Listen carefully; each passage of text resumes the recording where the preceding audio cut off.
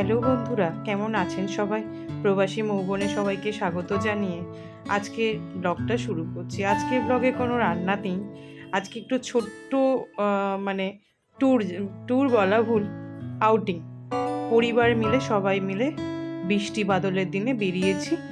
আমাদেরই বাড়ির পাশে বলতে তো 2-3 ঘন্টা তো টাইম লাগেই যেতে। তো ওরকম একটা জায়গায় বাবা মাকে নিয়ে ঘুরতে বেরিয়েছি। বাবা মাকে নিয়ে ঘুরতে বেরিয়েছি মানে এমন অবস্থা, মানে বাবা মা জোর করেই আর কি আজকে বেরোবে, সেই জন্যই বৃষ্টিতে বেরোতে হয়েছে।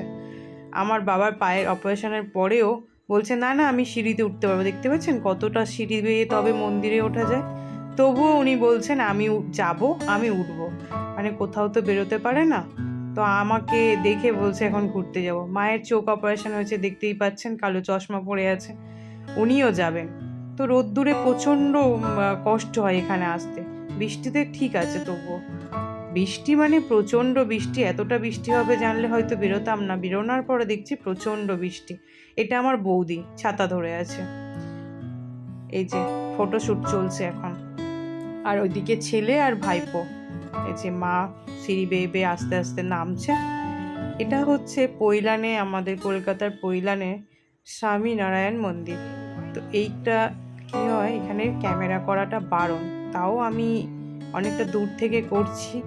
এই মন্দির চত্বর পুরোটা, মন্দিরের ওপরে কোনোভাবেই ক্যামেরা করা যাবে না, তাই আপনাদের দেখাতে পারলাম না।